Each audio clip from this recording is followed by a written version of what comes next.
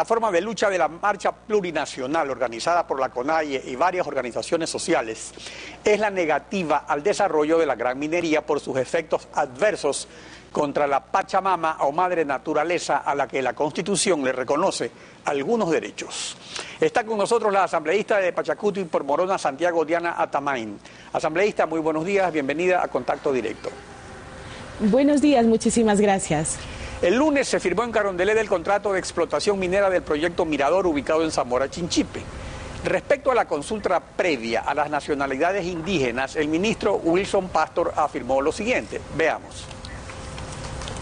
Se hizo durante la fase de exploración, se hizo en la parte de exploración avanzada y se va a hacer en la fase de explotación. Por cierto, no es vinculante, no es una consulta con una boleta de votación que diga sí o no. Lo que es una consulta a aquellas comunidades que están asentados en la zona y que sepan exactamente cómo se va a trabajar, cómo se va a producir el metal, cómo va a afectar a la comunidad, es decir, que estén al tanto de todos los procesos que se van a llevar adelante. Y las comunidades analizan, critican en lo que tengan que criticar el proyecto de desarrollo minero y dar las observaciones al Ministerio del Ambiente que organiza las mesas de consulta previa.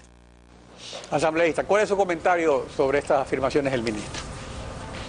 Fíjese que mi idioma materno no es precisamente el español, sino el shuar, pero a mi modo de entender lo que acaba de decir el señor ministro, él está confundiendo lo que es una verdadera y efectiva consulta previa a las comunidades y pueblos y nacionalidades asentados en este territorio. Lo que a él me hace entender, y creo que le entendemos los ecuatorianos, es de que lo que ha hecho el ministerio es informar o, por último, lo máximo, socializar lo que pretende hacer el ministerio o el gobierno en torno a la explotación minera. Eso para nosotros no significa en absoluto consulta previa. La consulta previa para nosotros es llegar a acuerdos, discutir las divergencias que tenemos, las cosas que no coincidimos y llegar a acuerdos finales para tomar decisiones importantes en beneficio de los ecuatorianos. Es decir, en este gobierno se confunde lo que se socializa con consulta previa o la imposición de un criterio sobre la decisión de un pueblo que es el soberano. Asambleísta, ahora, según el inciso final del artículo 398 de la Constitución sobre la consulta previa, tenemos lo siguiente. Dice, si el referido proceso de consulta resulta una oposición mayoritaria de la comunidad respectiva, la decisión de ejecutar o no el proyecto será adoptada por resolución debidamente motivada de la instancia administrativa superior correspondiente, de acuerdo con la ley. Entonces está claro que no es vinculante la consulta previa y no habría violación a la Constitución. ¿Ustedes qué es lo que reclaman en este caso? Es de que el resultado de la consulta sí tome en cuenta las posiciones de las comunidades respecto a cómo se va a implementar el proyecto, pero aparentemente eso también lo debe entender el ministro. ¿Ya hay alguna experiencia anterior o este sería el primer caso en que se está aplicando esto en la minería? Bueno, nosotros lo que proponemos y también es de que se respete la Constitución. Y cuando digo que se respete la Constitución es de que hay que mirar que en la cordillera del Cóndor, en la zona donde se va a explotar, hacer la extracción minera, es zona protegida, es zona de seguridad social y para eso también la Constitución manda que debe haber consulta popular y consultarle a todo el país, a todos los ecuatorianos y no solo a las comunidades que se encuentran alrededor. Perdón, asambleísta, pero no está Mirador en un área protegida. Yo estaba revisando el mapa anoche y el Parque Podocarpus, que es área protegida en esa provincia, está fuera de ese sector. O sea, en ese sector no correspondería una área protegida, donde está prohibida la extracción. Las fuentes de agua que están cercanas a esta área, las comunidades que se asientan, son comunidades que se afectan de forma brusca, de forma contundente y que necesitamos nosotros plantear nuestras propuestas. Entonces, por un lado, hay que considerar que toda la cordillera del Cóndor es una cordillera, es una zona de alta biodiversidad y por ahí también debemos empezar a respetar la Constitución. En segundo lugar, nuestra propuesta no es solamente oponernos y decir no a la explotación minera. Nuestra propuesta ha sido muy clara en el sentido de que debe haber una garantía efectiva de parte de la empresa que está haciendo esta actividad para poder ejecutarla en un momento que sea necesario cuando se vea los impactos impactos ambientales que generalmente casi siempre son irreversibles en esta forma de extracción minera. También pedimos que se haga un verdadero estudio y un reordenamiento territorial, así como también pedimos de que se esclarezca más en qué condiciones se firmó el contrato, porque se presume de que la refinación del mineral no se hará dentro del país, sino fuera de nosotros, fuera de nuestro país, en el que no tendremos la certeza de saber cuánto exactamente se están llevando de nuestros recursos naturales. En todo caso, de acuerdo a lo que usted dice, esos asuntos todavía están pendientes y esas son una de las puntos que reclaman ustedes y que deben ser atendidos, justamente porque si se inicia recién con este tipo de procesos y hay otros proyectos mineros y hay otros que sí estarían en zonas protegidas, entonces es necesario que se vayan estableciendo los procedimientos y los precedentes adecuados. Ahora, pasemos a otro punto. Eso ya quedó claro respecto a cómo se debería proceder. Acerca de los beneficios de la explotación minera, el ministro Wilson Pastor aseguró ayer lo siguiente. Veamos lo que dijo al respecto.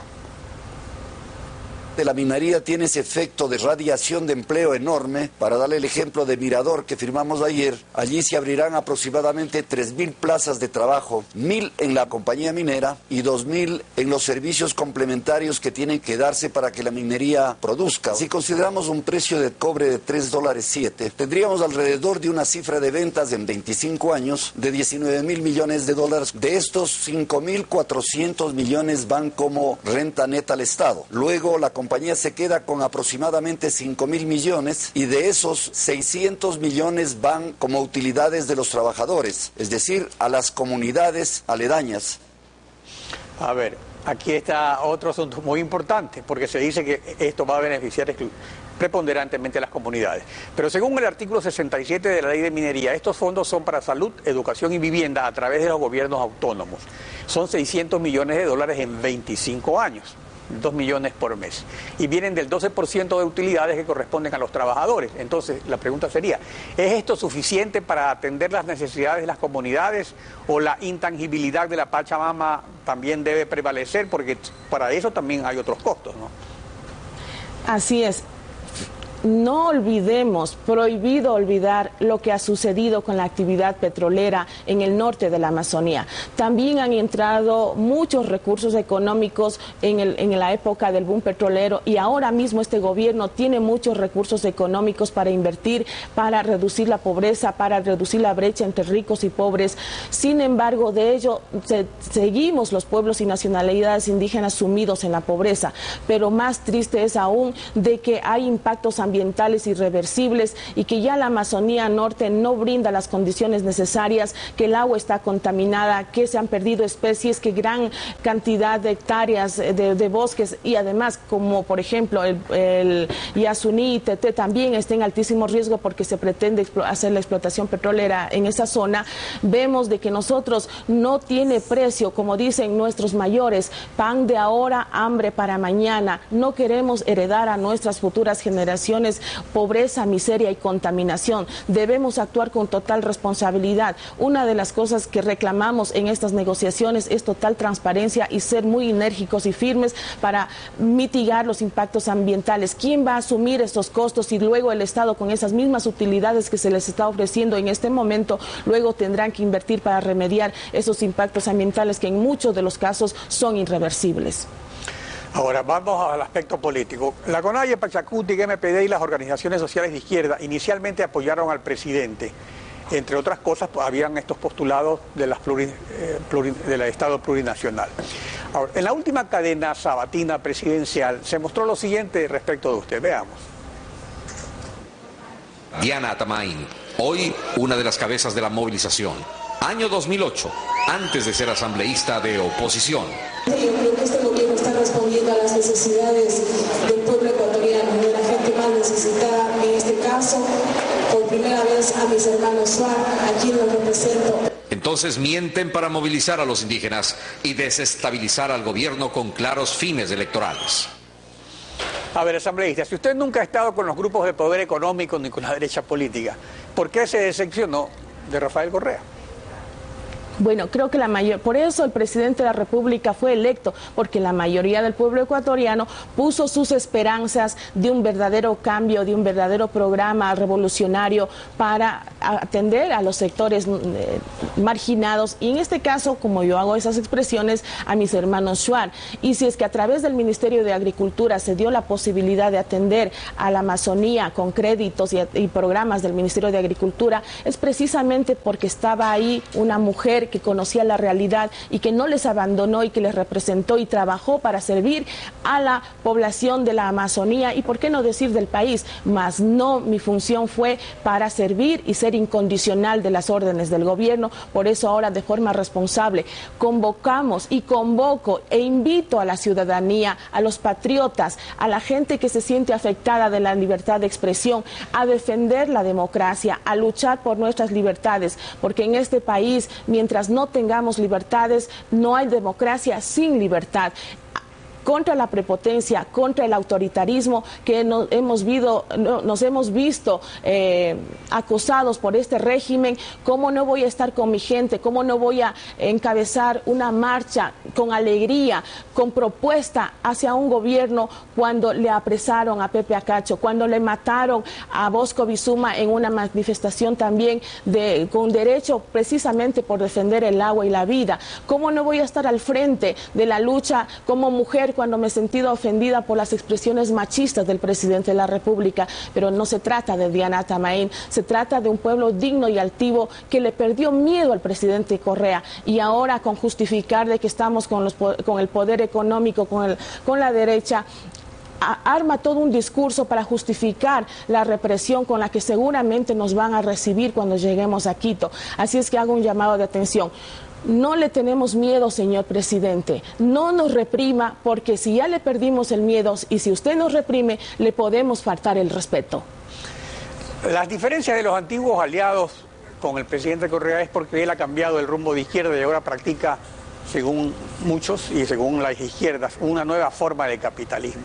Entonces, para las izquierdas, ¿es Correa el nuevo líder de la derecha?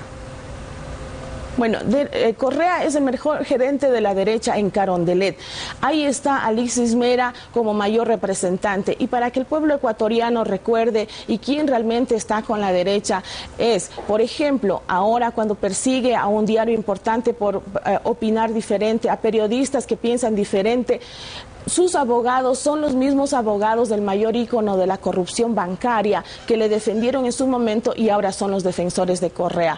Dají es traído de regreso al país, considerado como el personaje más honesto de nuestro país. No hay un solo banquero corrupto en la cárcel. Por eso es que nosotros rechazamos de forma enérgica de que nuestra movilización, nuestra caminata para llegar a la capital y proponer y traer nuestras reformas y nuestras propuestas de cambio hacia el Ejecutivo no tiene nada que ver con la derecha, porque nosotros, para caminar por las calles, para manifestarnos de forma altiva y digna, firme ante un gobierno autoritario, no necesitamos de los aportes de la derecha, porque somos muy solidarios. La gente en las ciudades sabemos que ya se están organizando para recibirnos con alimento, con agua, para que podamos seguir en nuestra caminata. Nosotros no necesitamos, señor Pinargote, de valijas para transportar nuestros alimentos y resistir en nuestra caminata. Nosotros nos alimentamos de yuca, de chicha, de machica, y para tomar nuestra chicha no necesitamos de jarros de doble fondo para seguir en nuestra lucha. Así es que nosotros no estamos con la derecha definitivamente. Y tomarán las precauciones necesarias para que la marcha sea pacífica, porque el derecho a la resistencia no implica que tiene que ser violenta, ¿no? De ninguna manera esta marcha convocada por el movimiento indígena, en la que se sumarán maestros, servidores públicos, amas de casa, periodistas, la ciudadanía en general, va a tener un carácter de violento, pero sí podemos advertir que puede haber gente infiltrada para deslegitimar nuestra marcha, nuestra protesta. para justificar la represión que el gobierno siempre hace hacia quienes se atreven a manifestar su inconformidad con ello, porque no solo se han limitado en deslegitimar nuestra convocatoria acusándonos de que estamos con la derecha, sino que el día de ayer ya el gobierno, a través de la Comisión Nacional de Tránsito y en el caso de Zamora Chinchipe, han emitido una resolución y mediante oficio han comunicado y nos han contestado de que no se dé autorizaciones a las empresas de transporte para que la gente se movilice. Caso contrario, inclusive por encima de la ley, amenazan de que dar movilización a la gente que está en la marcha, serán retirados la frecuencia.